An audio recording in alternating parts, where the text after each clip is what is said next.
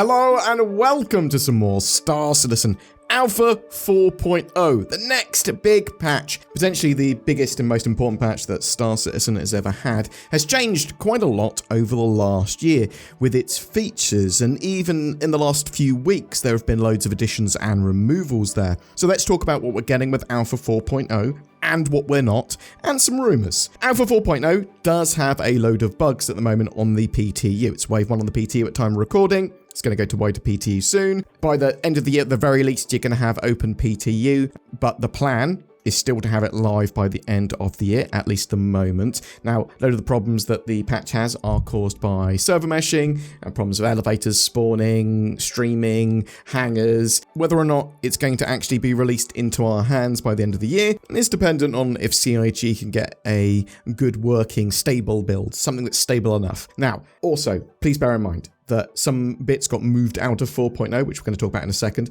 but stuff could still change further, new bits can be added, more bits could get pushed out before this patch goes live. And I want to start with what's not in 4.0. Engineering is no longer in 4.0. This is the big multi-crew stuff, this is the repairing of your ship and the removing of components and placing them, dealing with any fire hazards on board, fire extinguishers to put them out, charge and drain, being able to basically get a sort of system back up and running by charging it or draining any sort of distortion damage that it might have on it, but also using charge and drain with like your multi-tool or whatever as a feature for missions. Life support is also not in, so that is basically maintaining an atmosphere and oxygen on a ship using the actual life support system. And basically all of this is then connected together into that engineering gameplay, making use of those engineering panels,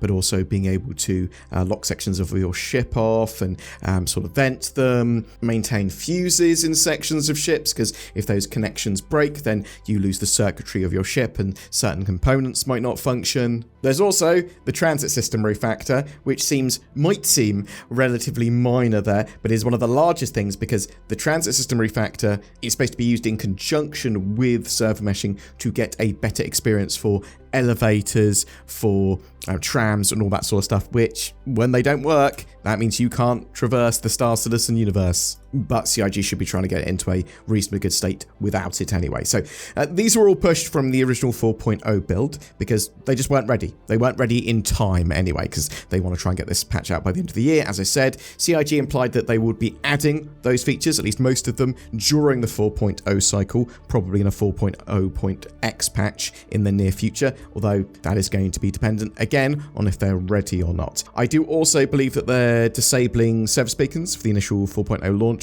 but medical beacons should still work. Another thing that's super major that's not part of 4.0 is master modes, and I believe the larger ship combat updates that they want to put in. So you're going to see some balance for ships and some tweaks to ships for sure, but master modes having big changes. They're being rolled into operator modes, so basically they're making it less of a binary decision if you're in nav or SCM. SCM's the sort of standard, and then you can also activate your quantum drive, and that lets you quantum travel, boost short distances, move faster beyond your SCM speeds, and I believe there's also going to be new quantum effects and various other stuff as well, but you can't have shields active in that mode when you're traveling using your quantum drive, basically. Quantum drive's enabled, you can't use shields. You will still be able to use weapons in the new system though, and this is all expected to come with ship and combat balance updates, which CIG will be working on after 4.0.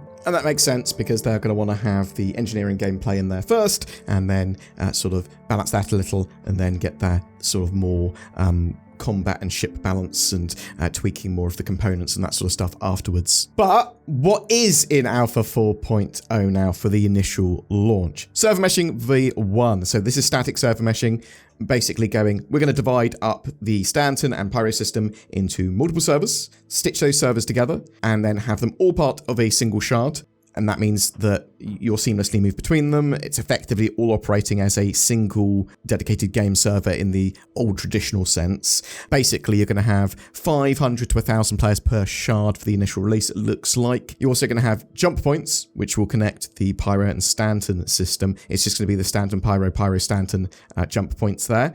And you basically travel through that. Originally, it was going to be like a 3-minute travel time. They've been tweaking that recently, so it's significantly shorter, but there's a bit of a mini game there. You've got to try and stay within the tunnel and not hit any obstacles, because if you hit too many, whatever, your ship will fail the jump and you will be kicked out at the edge of a system far, far away from civilization. So you've got to Pyro. There's 6 planets and 6 moons, at least kind of. Pyro is a massive system as well, so it is functionally much larger than the Stanton system, with larger distances between the planets, less in the way of infrastructure there for getting your ship refueled, rearmed and repaired. There are these new colonial outposts. You basically see a load of different unique settlements, and they range from like farmsteads to salvage yards to trade posts, and sometimes a mixture of those. They're also factional based, so there are factions in Pyro which you can ally yourself with. You allying yourself with those factions gives you access to different outposts, different missions, and versus missions against the other factions. There are massive Pyro space stations with huge sections of them that are disused or uninhabited, and uninhabited is probably the wrong word, because a lot of these also have big contested zones. Contested zones are extraction shooter crossed with an MMO style dungeon that you can go into and delve for loot, and there are puzzles, there are unlocks that you get to open bigger doors, so you like need key cards or whatever to get into the deeper and deeper levels and then access the more valuable loot. Players can also be there as well for PvP elements. There are lots of PvE sort of elements here as well, so bear that in mind. And in the future, I believe they're going to be splitting some of these off to be PvP, PvPvE, all sort of based on the style of them that you want. And contested zones, very cool. You sort of go into an elevator to extract your loot and get back to the safety of the social area at a Pyro station. There's also these asteroid bases which make parts of missions, but also interesting areas that you can explore with interesting loot and dangers. There's a big mission system refactor as well, and with this you're also going to be getting a load of new missions which are also localized to the zone you're in, so you'll likely be getting missions that are nearby you or your point of interest. There are location repair missions. You can repair bits of the settlements that you might be at. There's the Chapter 2 of the Save Stanton dynamic event. Chapter 1 ends with 4.0's launch, but there's Chapter 2 of this dynamic event where you're picking sides, and you'll be getting some loot permanently added to your account if you complete that chapter. And if you complete both chapters, then you're getting even more loot. But this is sort of like a narrative mission to help introduce Pyro and some of the factions there. There are loads of NPC and AI updates, so you get the space cows, the quasi-grazers,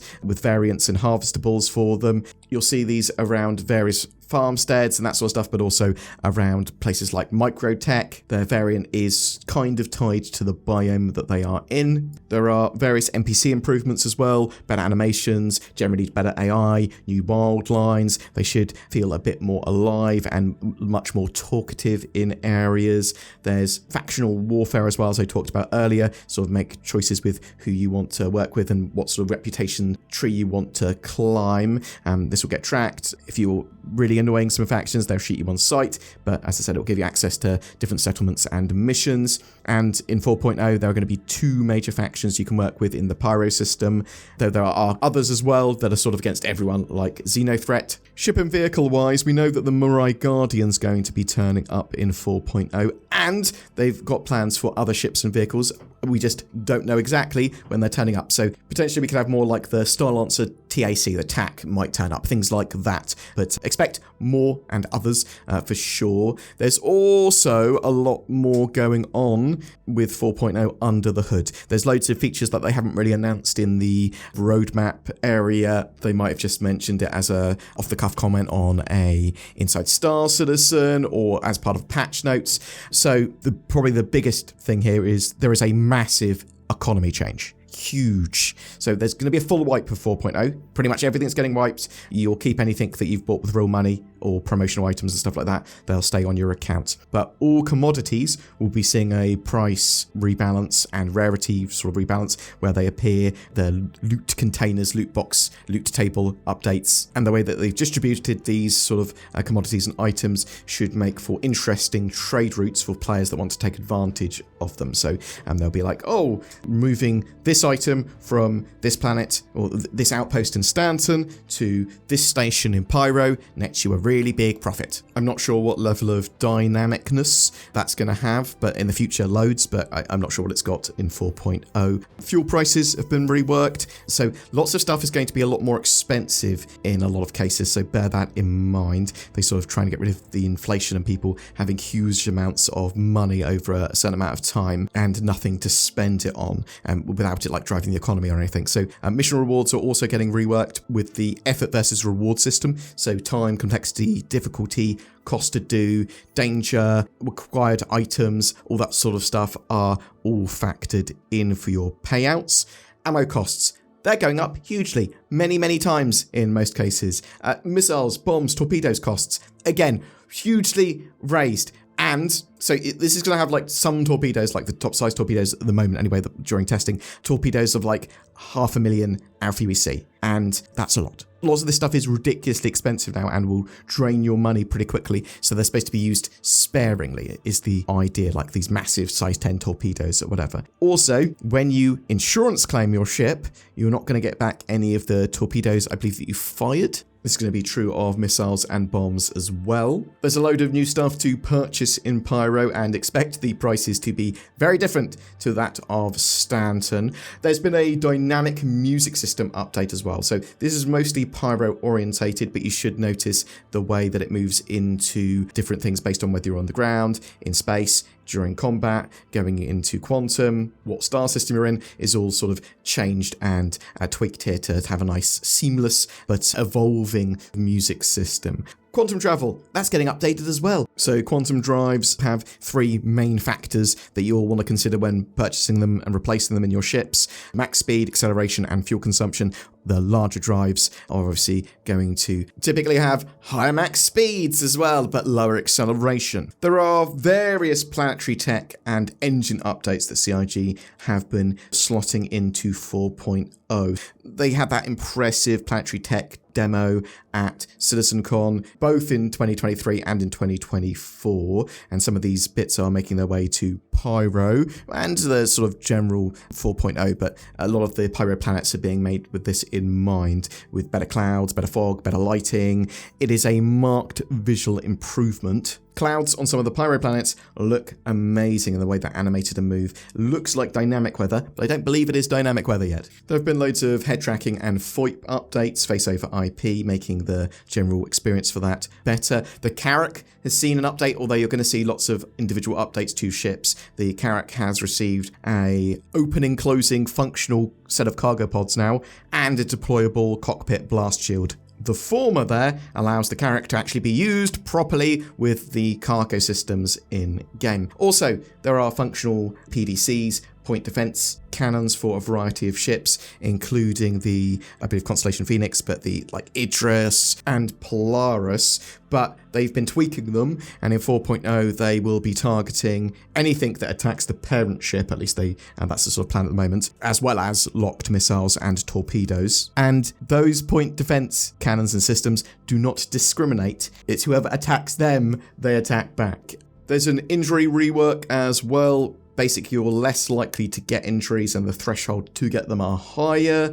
There's an advanced HUD as well now. They've sort of updated the HUD that includes things like new acceleration displays, orientation, altimeter, above sea level altimeter, above terrain one, atmospheric pressure, and more. It's also going to be showing things like landing gear state and coupled and decoupled modes, ESP and all that sort of stuff. But I believe in the current build of 4.0, they've got some interim icons that they're using. This stuff's going to be updated and it's going to look even better. But there are tons of tweaks to ships, optimizations, bug fixes, but there is still a huge amount more to do. And whether or not we can have a good 4.0 patch in our hands by the end of the year is currently based on can they bug fix and stabilize 4.0 enough. There are major problems with that build. Most of that appears to be with server meshing, all the networking stuff. Obviously, one of the major problems that Star Citizen's had throughout its lifespan so far.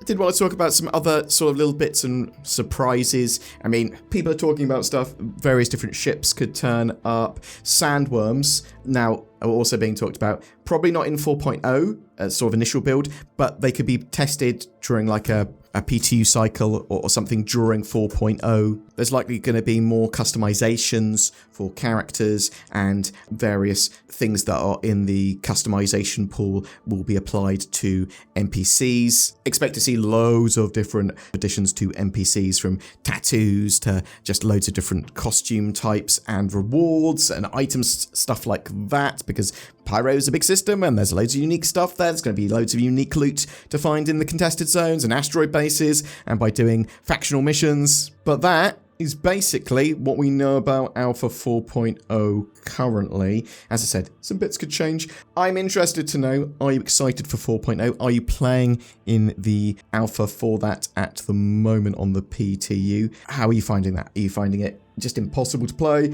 Are you finding it okay to play if you cleverly avoid the bugs, or are they just too vast and problematic? Do you actually go, yeah, no, I think CIG can get 4.0 live or open PTU by the end of the year? Or do you think 4.0 is going to be delayed by a quarter or so, or at least into early 2025? Whatever your thoughts or questions, I'd love to hear from you in the comments below. If I've missed any features that you were expecting in 4.0 that like, no, this is supposed to be there now, or oh no, actually they've said that this is no longer going to be there, please remind me in the comments below, correct me. I'm happy to see what you say, and thanks very much for watching.